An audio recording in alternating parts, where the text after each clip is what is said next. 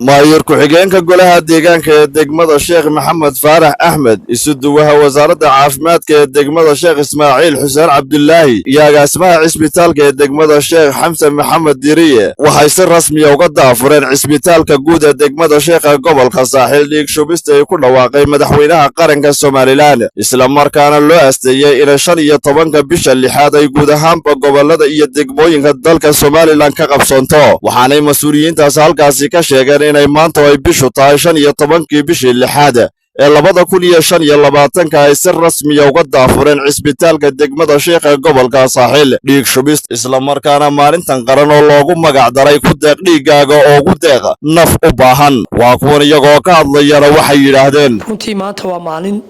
ay u asteysneed qaranka oo dhan wasaaradda horumarinta caafimaadku gaadhlinkii ay soo dejisay in la shubo kaambeenkii dhiigga oo maanta ka bilaabmaya 15 bisha ilaa 18 bisha soconaya runtii maayarka maanta waxaan ku soo dhaweynaa isbitaalka guud ee degmada Sheekh si uu nagala qayb qaato furitaanka kaambeenka dhiig shubista dhiigana wuxuu baahi weyn loo qabay qaranka dhan baa u baahan dhiigga macnihiisu waxa weeyaan qof baahan aad ku badbaadiso runtii qof kasta oo jecel inuu dhiig shubaana waxaan ku soo dhaweynaa isbitaalka guud ee degmada Sheekh sidoo kale goobta waxay igula sugan madaxii caafimaadka degmada Sheekh sidoo kale waxaa jooga shaqaalihii shaybaarka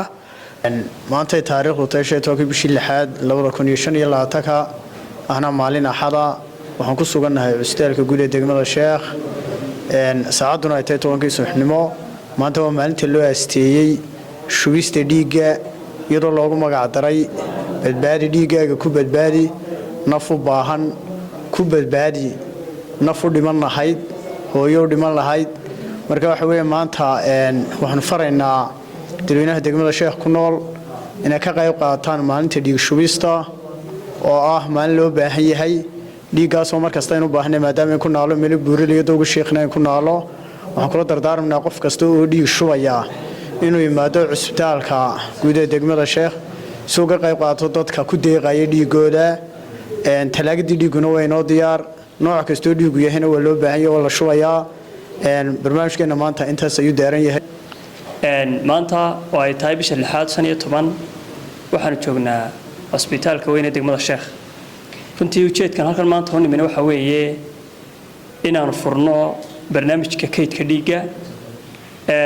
runtii waa uga mahadcelinaynaa dadaalka badan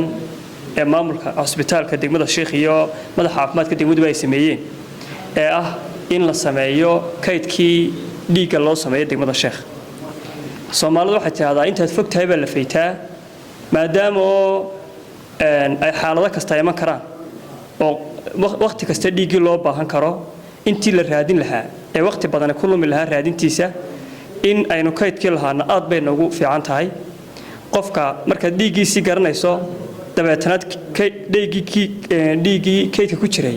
si yaroo qurux badan markiiba moogtay ama fudud loo helo aad bay muhiim u tahay innaguna xaalad kale baynu kaga duwanay degmada Sheekh waxay nagu yaalaa dawga Sheekh oo runtii shilal badan ka dhacaan waad aragteen bishiiba inta ka dhaca shil dhiigga ama kaydka dhiigga inaynu helo store inagu filan oo dhiigii nagu kaydsay aad iyo aad baynu muhiim inoogu yahay degmada Sheekh ahaan oo aynu ugu baahnay wasaaradda caafimaadka sidoo kale maamulka degmada ee caafimaadka iyo agaasimaha cisbitaalka runtii dadaal badan galiyayba aad iyo aad baynu uga mahadcelinaynaa annaguna maanta waxaan ka mid noqon doonaa 30 qof ee dhiigga shubaya hadii la yiraahdo xamsow marka ay shaqadu dhamaato ayaan anaguna qaybteeda ka qaadanaya waa Maxamed Cali Axmed Maxamed Kaabe telefishinka caalamka ee Hon Cable degmada Sheekh